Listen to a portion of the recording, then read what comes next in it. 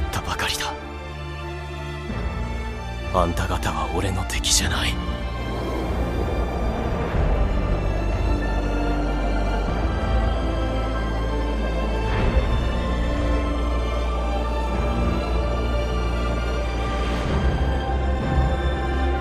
俺に敵なんかいない。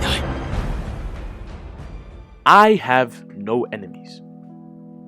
These words have echoed throughout the halls of the internet over the past few months, inspiring many to adopt such a mindset and embark on a journey of self-improvement. Now you may ask, like who, what, where, nah, what, who, where? Like where, how do we get right there? Like nah, who and what and where, who and what and where? To answer your plethora of questions, this phrase originated from the popular seinen manga and anime series Vinland Saga, and today I want to talk about my thoughts and opinions on the series. I'd like to hear your opinion of the series if you've seen it. Anyway, without further ado, let's dive headfirst into the world that is Vinland Saga.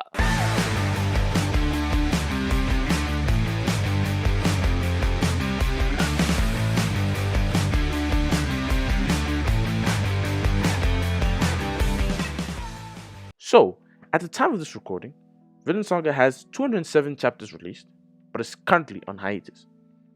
I have never read the manga and have only experienced the series through the anime, which wrapped up with its second season earlier this year, which covered chapters 55 to 99 of the manga, which is the slave arc, and ultimately the real beginning of the story. When I say real beginning, I mean that from chapter 1 to chapter 54, that is only the prologue of the story, so the story only technically begins in chapter 55. Season 1 of the anime covers these prologue chapters, and they were adapted phenomenally by none other than Wit Studio. I think you've heard of them before. The same studio that was responsible for seasons 1 to 3 of Attack on Titan, Spy Family, and the just recently announced One Piece remake. The prologue does a good job at setting up characters in the story and provides useful information on what is happening in the world of Vinland Saga.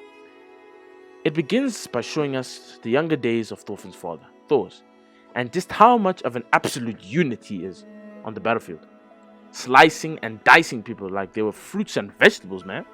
Playing Fruit Ninja out here. His father eventually gives up his life as a warrior to raise a family. We are then introduced to Thorfinn and the life he lives on a small coastal village in Iceland. Some things from Thor's past come back to light, and he ends up leaving the village with a small group of islanders. Thorfinn sneaks onto the ship and sets sail with his father. The crew is then ambushed by a group of mercenaries, but Thor's, being who he is, of course, shows them who's boss. Unfortunately, he gets killed by a surprise attack after he absolutely cooked the mercenary leader Askeladd. More on him later. As you would expect, Thorfinn is devastated by this, as his role model, his father, has now been slain in such an underhanded manner. So Thorfinn decides to do this. He devotes every fiber of his being to avenging his father's death by following Askeladd to the ends of the earth. Mind you, he's only 6 years old when his father is killed. And so he ends up following Askeladd on his ventures throughout Europe and joins his band of mercenaries, fighting alongside him. And he duels him periodically to try and kill him, but fails many times.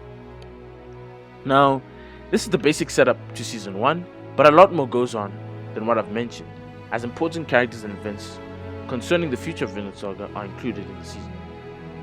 The action sequences are definitely one of the highlights of the season, and there's abundance of them for you to experience. This is one of the aspects of the series that takes a complete 180-degree turn in season 2. Season 2, this season is just simply incredible. The story, the animation, the characters are just amazing. I thoroughly enjoyed this season's cast of characters a lot, even though we didn't get to see my boy Thorkel. What a beast. But I have to say, I instantly fell in love with him. I think this is the case due to the constant action that was a prominent part of the first season, taking a back seat. I think that because now there's more time available to develop these characters, which is something that is quite difficult to do when a majority of the time is allocated to action. The change of pace in the season was quite refreshing, and it gave me a deeper appreciation for the subtle moments and made the bigger moments even better. This season kicks off with the introduction of one of my favorite characters, Einar, a tall, kind Englishman who was sold into slavery after his village was pillaged by Vikings. Einar is sold onto the farm that Thorfinn is spending his time on as a slave as well. And when we're first introduced to Thorfinn, he looks different. His face lacks emotion. His eyes lack purpose. He's skinnier than we remember. This is clearly not the Thorfinn that we are used to seeing. He looks hopeless. We even see glimpses of him struggling to sleep as he tosses and turns from nightmares of his days on the battlefield. Luckily, our new man on the block, Einar, is able to reason with Thorfinn and helps him to get out of this rut. We then, throughout the season, get to see these two characters grow as almost like brothers, as their bond strengthens day by day. Thorfinn begins to change for the better. He vows to never hurt anyone again and live a better life, a life of peace. But that peace is disturbed when Thorfinn and Einar find themselves in an altercation between some workers on the farm, who sabotaged their wheat field. In that moment, Thorfinn snaps and we see a glimpse of his old warrior self. And I must say, that snap was insane. As he hit the worker with one of the meanest left hooks that I've ever seen. But now, he had broken his vow to go against violence. And now, he would have to fight the remaining workers. In the end, he gets knocked out. And then, things start to get real. And this is where I would like to go over one of the craziest scenes of the season, and probably in the series so far that has been animated. Thorfinn begins to dream as he's unconscious. In his dream, he speaks with his father. And his father apologizes for not being there for Thorfinn. He blames himself for the violent path that Thorfinn chose and says that there was still so much that needed to teach him. All of a sudden, Thorfinn is dragged into a hole. He stops himself from falling all the way and takes a look to see what is below him.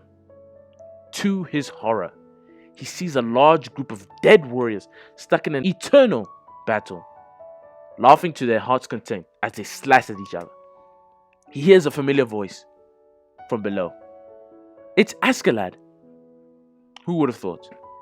Askeladd being present in this dream is significant because he is ultimately the cause of Thorfinn going down the path of a warrior. Askeladd explains to Thorfinn that he used to be in that pit of eternal battle. But because he lacked any motivation to be a warrior anymore, he was able to leave and change for the better. But Thorfinn's altercation with the workers almost brought him back to his old violent life. Thorfinn, who is disheartened by everything that has just transpired, thinks that he is not capable of change and almost allows himself to be dragged back to his old ways by a mountain of corpses. Askeladd tells him that those corpses are the people that Thorfinn has killed, and Thorfinn could not believe what he was hearing, as he could not recognize the people dragging him down. He breaks down in tears as he apologizes for all the evil that he has done. Askeladd, seeing that Thorfinn has truly changed, fights off the dead warriors and encourages Thorfinn to become a true warrior and climb out of this place. Through his sheer determination and newfound willpower to pursue this new life of peace, Thorfinn climbs out of the hole to end magnificent scene. This scene as a whole has taught me that anyone is capable of change, no matter their past. It reminds me of this verse from the Bible, Proverbs 24 verse 16. For a just man falleth 7 times, and riseth up again, but the wicked shall fall into mischief. Even though Thorfinn had fallen back into his old ways, he was able to rise up again and continue to live the new, peaceful life that he had set out to live. Vinland Saga was one of my favorite anime of 2023 because of the story it tells and the lessons it teaches. It is filled with many more memorable, beautiful, but also many disturbing moments that I would love to talk about, but then we'd be here forever. Anyway, I recommend that you watch Vinland Saga for yourself, and maybe you might understand where I'm coming from, or you might be completely against what I say, and that's completely fine. Well, I hope you enjoyed the video, and I'll see you in the next one.